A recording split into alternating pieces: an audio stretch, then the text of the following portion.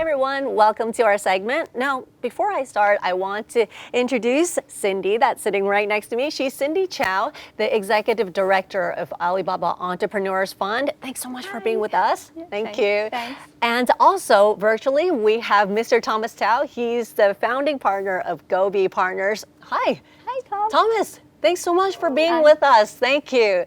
And for today, the topic is actually a fundraising landscape. However, for those of you who were actually with us in the previous weeks, we talked about topics like sportsmanship and entrepreneurship. And in my segment, we talked about the online pitching topics. So everyone, make sure you stay focused for this segment that we have because we have a lot of stuff that's to offer. So everyone keep your eyes open and keep your ears peeled. And without further ado, I'm just going to jump right in actually. Now, Thomas and Cindy, actually these questions are pretty much for both of you. So feel free to just jump in anytime.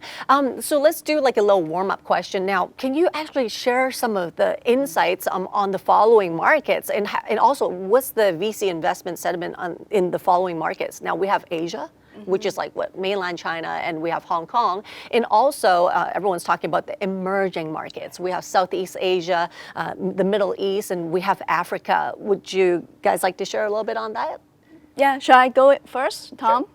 Ladies first. Absolutely. Okay. Yeah. So I think I can comment on Hong Kong and also Asia, or Asia, China, and also Southeast Asia, which I think Tom can also add on.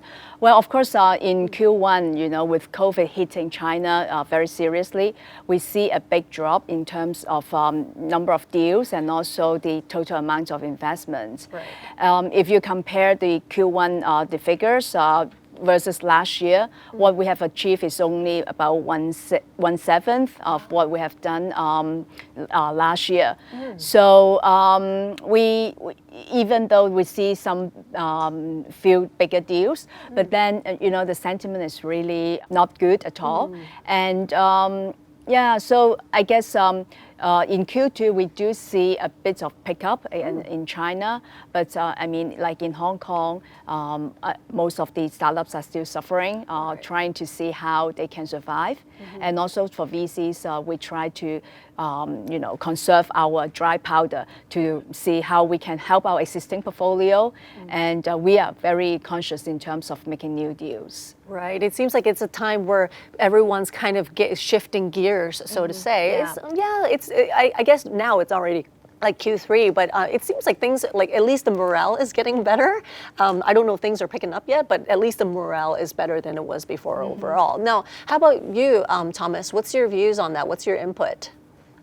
No, I totally agree with Cindy. I think over the last, certainly the last couple of months, because of COVID, this global pandemic, definitely VC activity in general has slowed down. There's no question about that. And I think, again, looking forward, I think the markets, especially venture capital, will continue to be cautiously optimistic. Having said that, though, I do think that there is a growing interest from investors to now look for startups in the emerging markets, particularly, as Cindy mentioned, Southeast Asia, South Asia, the Middle East, and Africa. And I think that's because everybody realizes that there are great entrepreneurs all around the world, but access to opportunity is not available to everyone in the world. So venture capitalists are starting to go further abroad to look for the best entrepreneurs. Right, and I guess that's what they say, right? Like, one door closes, another one opens. So it's actually good news. Now, that said, with the headwinds of the COVID-19 and with this global tension, what do you think is actually the impact of to your investment strategies and your decision making? How does that affect you? Right. So first of all, as I just mentioned, we try to be very conscious in terms of deploying our available resources. First, really to help our existing portfolio, and then secondly to look for good deals, as we always do, even during COVID. But in terms of the sector or what we are looking will be somehow impacted or changed by what we see during the COVID, because you see, like the new normal, we have everybody is trying to work remotely. So the use of technology and to help the team work in different locations, the communication tools, education tech, health, sustainability, how to do the, we do a lot of takeaway, right? All these plastics that we use, how we can, better solve the problem, will be something that I think, more VC will be interested in. That's true. Because it's really, problem. We always say when we invest into deals, we try to invest into deals that solve a problem. Right. And then these are problems that arise. And so people will, or I mean, at least myself will be very interested into seeing solutions to help us tackle these problems. That's true. It's also the problems, I guess they've always been around, but we never really had that urgency to really think about that before too. Now it's like a catalyst. It makes us kind of think about it earlier as well. Exactly, yeah. Yeah, and how about you? What do you think, Thomas? Oh, I totally agree with that. I think, if there is a silver lining in all of this, the global pandemic, is that it is a gigantic wake-up call. And I think, experts have been warning us about a potential pandemic for years. And, people might not have really listened to it very seriously. Again, experts have been warning us about climate change, right? About the problems with pollution, about inequality and financial inclusion. And I think having, the entire world having gone through now COVID-19, I think we got to take these problems a lot more seriously. And then I think what you're starting to see is a lot of the smartest brains are now focusing on what I call purpose-driven innovation, really coming up with the solutions to some of the world's most pressing problems. And that's what we need right now. Right. Now, that actually is kind of related to my next question. I was going to say, which industries or which sector are you focusing more on now? You just kind of answered half of that question. Now, which ones are you guys actually focusing less on now? Because you just mentioned about that purpose-focused one. Now, how about the ones that you're placing less of, focus on? Well, I guess it may differ, depends on the market because of the maturity of Right. the market. Even startups, the ecosystem evolves over a period. And in Hong Kong and also in this part of the world, I think we have been looking more on corporate solutions or enterprise solutions Right. that help corporates to innovate and be more efficient. Actually, this is a theme that we have been following in the last 12 months already. But the COVID really, as you said, is like a catalyst to wake up all the corporates to see that innovation technology is really important for them to survive because not only it helps efficiency or improve the margin, but really it's survival that we are talking about. So I guess this is really, people are getting more and more eager to find good solutions to help them. And so I think there are good chances we see good startups that can offer such kind of solutions to help the corporates. And besides, enterprise solutions, as I mentioned, like education tech, health tech, sustainability, the circular economy would be something I personally would be very interested to look into. And Tom, do you have any to add to that? Did we miss any? Because you kind of started with the answer, but I just want to make sure, did you have any others to add to that? Because I know for our audience who's listening, maybe that they're in that exact sector. So everyone listen up, see if that's your sector. Yeah. I think you started off by asking maybe what sectors we're focusing less on. And I think, like Cindy was saying, COVID has only accelerated the trend of digital adoption. I mean, if you did not have an online strategy during this pandemic, you were in a really bad situation. So I think it's natural for VCs. I think if you're in a purely traditional offline business, that's going to be something I think VCs are going to shy away from.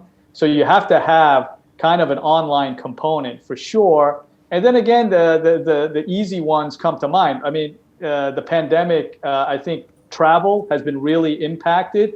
But then again, even in travel, I think there's going to be pickup in what I call essential travel. For example, travel around religion, like Umrah or Hajj, or travel related to kind of the back end plumbing, as Cindy was saying, around kind of the enterprise plumbing. I think those will be the first to pick up in travel. So those are, if I had to say sectors that people are shying away from, I think traditional pure retail is definitely one. Okay, now I'm just kind of just having all your answers kind of putting into a conglomerate so I can actually make like a very easy to follow flow with it. Now, I remember earlier at the very beginning of our conversation, Cindy, you mentioned that you guys have been more selective, more careful in terms of like where you place your decision-making focus on. Now, how about the pace of your new investments? Like, how's the momentum of your investment like in the time of the COVID? I know you've been more careful, but what's the pacing like? So with the technology, with Zoom, with different type of platform, we are able to continue to meet with our entrepreneurs virtually through our normal pace, right? So we have not really slowed down in terms of meeting entrepreneurs. However, I guess in terms of closing the deal, really writing the check, it has been a bit a factor because like due diligence, we cannot really physically go to the company. Although we, of course, we ask the entrepreneurs to upload the information online into virtual cloud, but still it has been a little bit affected. Right. So far we have closed one deal, which is the winner of the last year's Jumpstarter. But there are few deals in the pipeline that we are working closely, and hopefully we will be able to close them soon. Okay, so that's not too bad. I thought more would be affected, but then I guess that's quite nice. Thanks for that update. And how about you, Thomas? What's the momentum over there? Yeah, no, in many ways, the pace of meeting entrepreneurs has actually increased because, before you were taking physical meetings, you'd be stuck in traffic, and now, I mean, you're doing back-to-back video conference calls, whether that's on Ding Talk, on Microsoft, Google, Zoom. I mean, I'm sure like all of you, some days I just feel all zoomed out, right? You're doing back-to-back. There's no downtime, to go for a meeting or get a cup of coffee. You're almost sitting in front of the screen, doing just consecutive meetings. So in that sense, the pace of meeting entrepreneurs, that has not slowed down. But I completely agree with Cindy. In terms of actually buttoning up everything and making the final investment, that has, just because, again, people are still kind of thinking, pre-COVID, which is I want to meet the entrepreneur. But again, I think as time goes on and we adjust to this new normal, you will see also the actual investment pace pick up, because certainly meeting entrepreneurs, that pace has never slowed down. And I'd argue it actually has increased because of all the collaborative technologies that are now available. Well, that actually makes a lot of sense, because now if we think about our meetings, we would usually not do that in real life when you have back-to-back meetings. Actually, another question just kind of came up to mind as you just said that. Now, remember about the survival mode that people are talking about right now, and also maybe to shift gears, as we just mentioned, but ideally, I guess most, or if not all VCs want to see their startups, achieve both profit and growth. Now, we know it's kind of rare and hard during this time, but is that something that you're still seeing like right now, aside from the industries that you just talked about, like the COVID testing? Is there any other ones where you actually see that happening? Well, I guess when we invest into companies, we always see what the core value of the company is. And it is important that we believe that the core value has this market and will be able to, make profit at the end of the day, right? You cannot just burn money to grow. You have to be able to sustain at the end, right? So I guess this is always at the back of the mind of all the VCs when we make a decision in investment.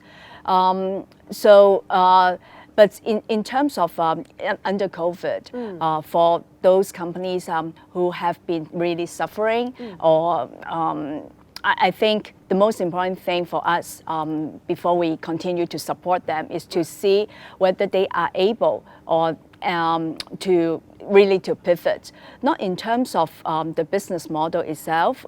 You don't expect them to change business model Right. totally. But then the expectation or the willingness of the entrepreneur himself or herself to really change the mindset, to be more open-minded in terms, say, for example, the market. So we have one company that has been always focusing in North America, and it has been hardly hit during COVID because it's a offline company. So all the shops are closed, and then China has not been there.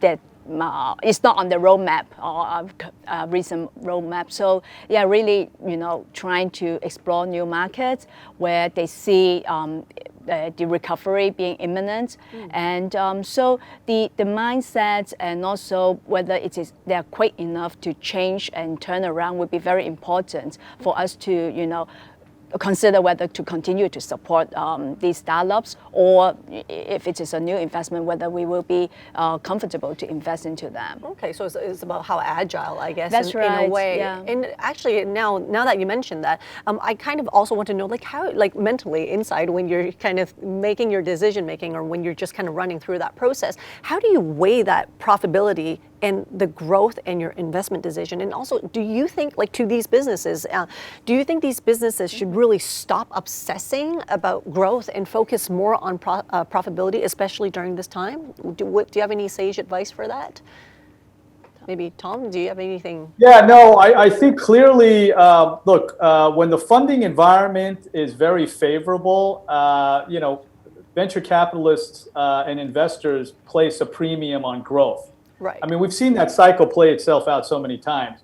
Again, when times are tough, I mean, my advice is you just got to be lean, because again, buying growth at all costs is going to be thrown out the window, because you don't know if you're going to get that next round of funding, right? The funding environment, as Cindy and I were discussing earlier, has gotten a lot more cautious, and it's cooled down.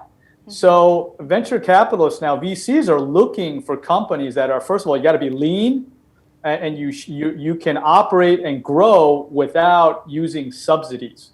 So that means really understanding your core problem and how you're going to solve that with a lot less capital available. You cannot assume, using the old playbook that, hey, I'll grow at any cost, and then there's going to be someone else funding a next big round, and then I can do it again and just keep showing that. You have to assume that your next funding round may or may not happen, and if it does, it may take twice as long.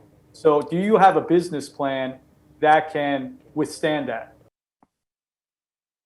And I also want to ask another question is, despite the ongoing headwinds posed by the COVID-19, of course, the pandemic has actually accelerated the digitalization, which you just mentioned a while ago, over the world. Now, what opportunities in what markets should startups be, like, really looking at right now? At the end of the day, back to what type of problem, Right. or what kind of value you can bring to to solve this problem. Okay. So I guess this is very important.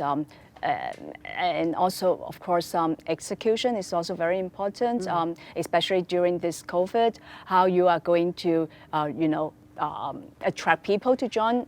You may not even able to meet the person in physically, right? Right. And also, of course, investors. So how you are going to kickstart will be something that you have to really think of when you venture out during this very difficult period. Yeah, that's actually totally agree. I can't agree more. And how about Tom? Like, what do you think? What markets should these startups be looking at? Do you have any direction for them?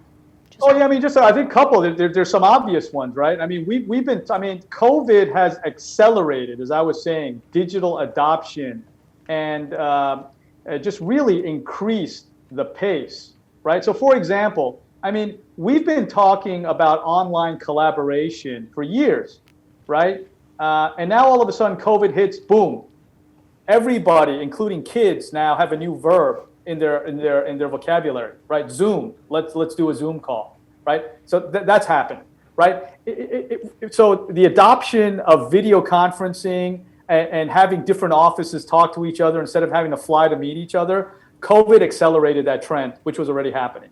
The second one is we've been talking about online education for years. Okay, what accelerated that? Boom, again, COVID. Now everybody's learning from home, right? And the third one, healthcare, right? We've talked about telemedicine. It always had resistance. Doctors really didn't want to use it. Now they have to use it. So again, you've seen the adoption levels spike up. And then finally, e-government, right? Again, these are the big sectors that have traditionally been resistant, right, to innovation and digital adoption. COVID has really, forced everybody and accelerated that mindset, because if you can't do that, you can't deliver the services. So when you look at government now, think about, delivering relief checks. Everybody's doing that online. E-signatures in order to get documents signed. So you're seeing that, and these are all interesting sectors where there's going to be more and more digital adoption. Traditionally, there had been resistance. Now they're embracing those changes and innovations. And I think healthcare, is also something very important. Everybody is suddenly, more concerned about our own health, right? So I guess solutions or services that can really help us in terms of keeping fit. We are doing more gym or yoga online, right, in front of a mirror, maybe. So I guess these are things that's really pop up and we have not really thought about. And just now, as I mentioned, we order so many takeaways nowadays.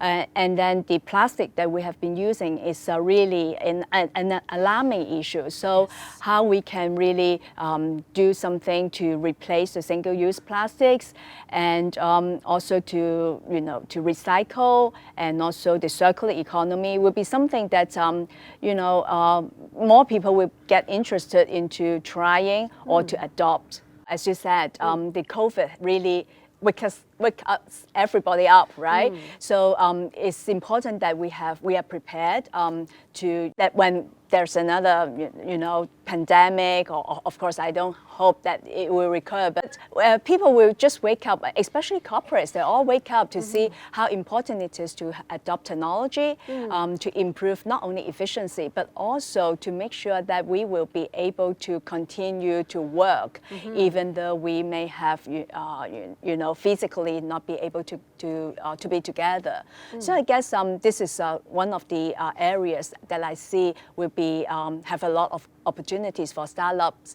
And of course, with online education, online schooling, my kids were having online Zoom school every day, education tech, and also telemedicine, which is something that people talk about but not really accepting. But now, of course, with COVID, a lot of people are not willing or are very reluctant to go to see a doctor.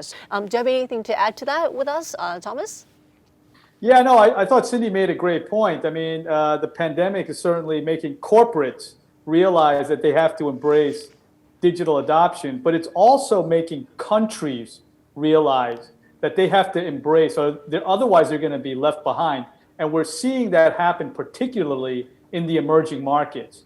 So I would make the point that there has never been a better time to be an entrepreneur in the emerging markets than right now. And I'll give you a couple of reasons. The first reason is that, in the past, everybody thought that in order to build a global tech company, you had to be in Silicon Valley, right? And then that evolved where it was, hey, if I want to build a global tech company, I got to be in China or in India. Well, guess what? In this new world that we live in, that's so interconnected, right? 5G technology, all this, it's coming together. You can be an entrepreneur anywhere in the world and build a global tech company. So I think that's the first one. And the second one now is the capital flows are also coming to the emerging markets, ironically, because of the US-China, tension, right? Capital from China that was originally allocated for the US and capital from the US that was originally allocated for China, it's kind of looking for a new home. Everybody's looking to diversify their supply chains. So where's that money going to? Markets in the past where people were not looking at the emerging markets, all of a sudden, everyone from those two developed countries, the world's two biggest economies, are now re-looking at emerging markets. And I think the attraction is quite clear. With all the technologies that are being laid into place, emerging markets entrepreneurs can leapfrog their counterparts in the developed markets.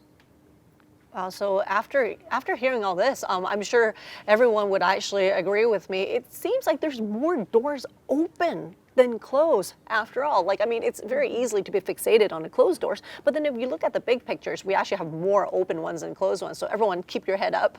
Another question that I have is, will the venture capitals actually make investment decisions, more like affirmations, over Zoom? Mm-hmm. Will you actually do that over Zoom, or will you actually have to wait until you meet them one day face to face? Well, I haven't really closed a deal over Zoom. I guess, first of all, Hong Kong is a small place, and our fund is more focused on Hong Kong startups. So at the end of the day, no matter whether we have the social distancing restrictions, we will somehow be able to meet the entrepreneurs with all our masks on. But I guess for Tom, it might be different because your coverage is much bigger and you can't really fly out of KL, right? If your investment is in other countries. So have you closed any deals over Zoom? Yeah, we again, and I think, Cindy, that's a great point. I think it's, again, the traditional mindset is you've got to meet the entrepreneur, you've got to look them in the eye, look her in the eye, get a feeling. But again, the longer COVID goes on, VCs are going to have to adjust as well. And I think, again, Cindy, you made a great point. Gobi, we have a very large Asian coverage. And I think the investments we've made over the last couple of years of building out an 11 office network, right, from North Asia all the way down to Southeast Asia, including Pakistan and the Middle East, that's really paying off dividends now, because we have people on the ground in every office. Mm-hmm. And so in light of restricted international travel, I think VCs who have a larger network are benefiting because you can continue to find and execute investments in those local markets because we have boots on the ground and people on the ground who can do that. And so I think that's turning out to be a competitive advantage for VCs who have larger physical networks, especially in this time of COVID. Mm-hmm. Wow, that's actually quite the silver lining there. That's actually quite good news. Now, I want to kind of shift gears a little bit and talk about maybe giving our startups some sage advice from our two experts. I want to ask, before reaching out to the VCs, what are the 5 key things that a founder has to do? Now, when I say 5, the reason why I limit it to that is because there's a gazillion. That list can actually go on. But I just want to see, what are the top 5 ones, in no particular order, maybe they are just as important, that people can't do without? First of all, it's very important that you know what you are doing, and you will be able to, tell the VC what you are trying to achieve, what is your big dream, in 1 or 2 sentences. Because for myself, especially when I'm doing a judge for a pitch with limited time, you really want to know what they're exactly doing, what the value they're bringing, and whether there is a market. This is very important.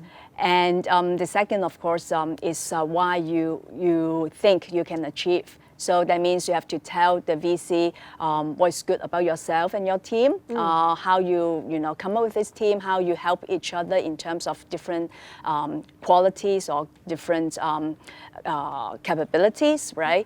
And then third is what is your roadmap and or the bigger mission or vision for your business, because this is the driving force for you to continue with your business even during difficult times. And this is very important. You can never be, selling, smoothly. It will have up and down, and then how you can, have a really a vision and mission behind to drive you to continue your journey even during difficult times will be very important. That's the guiding star, right? Yeah. Right. And how about you, Tom? Do you have anything to add to that? Because we have the 3 in no particular order. I think and not to to repeat anything Cindy said. I think the 3 she said are fantastic. I would just say the first thing is when you're fundraising is do your research on who you're going to meet, right? The VCs that you're going to meet, and especially the people that you're going to meet. Everybody's on LinkedIn or social media. Spend the time to do a little background research before you reach out to that VC or that venture capitalist. You may find a point of interest, and if you can leverage that somehow into the email or the intro, that will help spark something which may lead to an actual meeting, right? So I think that's the first thing. The second thing is, again, do cast the net as wide as possible. Fundraising is difficult. I think everybody's been involved on that. It's never easy. I mean, we have an old saying, whenever you fundraise, expect to raise half as much and it's going to take twice as long, right? So you need to really, it's a numbers game. You may have to meet hundreds of potential investors before you meet the one that's going to love your idea, okay? So again, just because you've met 10 investors and they don't like it, don't get discouraged. I mean, that's the norm. Okay. The third advice would be, you know what? Do have a great attitude. I mean, investors are people too. They want to meet somebody who's got a sunny attitude. Like, there are certain entrepreneurs that we back that I love meeting with them because they lift me up. They always have a great attitude. And I know it's hard because as an entrepreneur, you know, you're running around, your hair's on fire, you're dealing with all these things. But again, it's those entrepreneurs who, through that chaos, can still have a great attitude. Those are the folks that people are just naturally attracted to, right? Right. Then, you know, the last two are kind of related. Is, again, you just got to be patient, especially under these circumstances. You know, people are busy with other things, right? They've got their own portfolios that have a lot of issues, so they may not get back right away. So be patient, be prepared that fundraising in this new environment is going to take longer than before. And finally, do follow up. And not just to pester people all the time, like, hey, you know, is the money coming through? You know, send some updates, regular updates. I think investors really appreciate that, right? When you're just kind of keeping them updated. And I've always noticed that sometimes it's the best time to raise money when you don't need it, right? When you're just keeping people updated all the time, and then they already know about you. Then when you reach out and say, okay, hey, I'm about to raise my seed or my Series A round, investors already kind of know you. They already know you because you've already built up sort of this virtual relationship with them. So those are some of my suggestions. Wow, that last point is actually very remarkable. I think for the last question, actually, there's one that I also want to know. Now, this is like, how should these startups actually choose? What should be going through their mind when they're choosing the right VCs? Now, Thomas just mentioned about doing the homework, like, you know, stalk them on LinkedIn. But like, I mean, what kind of thought process should they adopt when they're looking for the right one? Well, I guess first of all, you should know the person, right? Know the firm, and then you can do some research on the firm's website, seeing you know, what are the existing portfolio, and then from that you will understand the appetite or the sector that these VCs are interested in. Say, for example, of course, our fund is very focused on Hong Kong, so we will not invest into startups that have no Hong Kong connection at all. But you know, you can try, right? You still write to them and understand how open they are in terms of, you know, accepting something different. But yeah, do the research and understand the firm, and also see the coverage. As Tom said, I mean, for firms that have a presence in Asia, of course, it will definitely help you if you are planning to expand in Asia. But if you are planning to expand in North America, maybe you need someone on the ground who can make you the connections, be it to other investors for following on rounds or for business opportunities as well. So again, to summarize, so yeah, you have to really do your research in terms of the sector, and then also the connections that this VC can bring you in addition to the money that they may be able to offer you. Right, and the parameters of course, because you mentioned, you know, sometimes they just don't do it outside the region, so that's a no-go for some. Yeah. And how about you, Tom? Do you have any to add to that list? Yeah, I would echo those sentiments. I think, first of all, you know, there's certainly, like, look, if you're a consumer company and you're pitching a VC that says on their website, we only invest into enterprise, you know, you've just made a mistake, because it doesn't matter how great your pitch is. I mean, that VC is only investing into enterprise solutions. So again, you got to do your research. But again, like you, Cindy was saying, you're looking for, the question you're really asking is, what more can the VC bring other than money? Because every VC's got money. So it's, what else do they bring? What's the intangibles? So what's the set? So do they have expertise in that specific sector that you're operating in? Do research on their other portfolio companies, right? If they have similar portfolio companies in your sector or in adjacent sectors, it's very easy for that VC then, A, to understand your business better, to provide better insights, and then also make introductions to other portfolio companies that may be able to bring business or share HR, hiring, referrals, etc.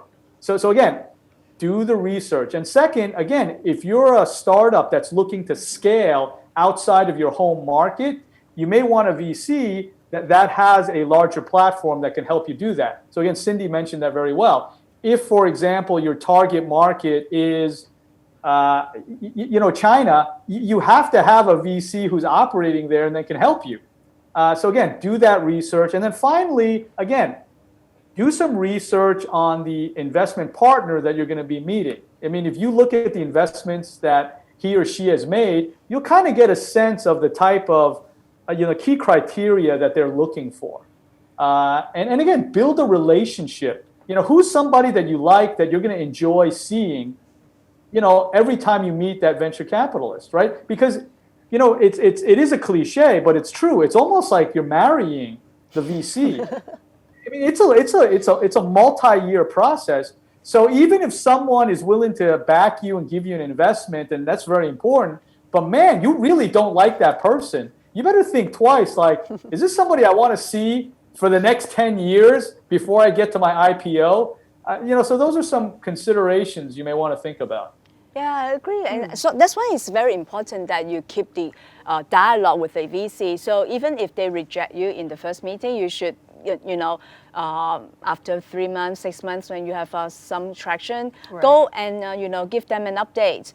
We do have investments that we say no in the first meeting, and then after a year, then we make the investment. So I guess it's very important that you keep the dialogue, keep the VC updated, and one day maybe they will become interested in your business. Actually, I like that a lot, and I think that's something that all of us should know. First of all, it's not personal. Second of all, it may just apply to that point in time. Maybe, the business is not at that maturity. Maybe it's just not the right time. But if you ask again, sometimes you might have some pretty different results. I like that a lot. Thank you so much, Cindy. Thank you so much, Tom, for being with us. A virtual round of applause for being with us. Wow, that was a huge takeaway. I'm sure a lot of us learned a lot. So everyone, stay tuned for our next segment as we have more sharings coming up.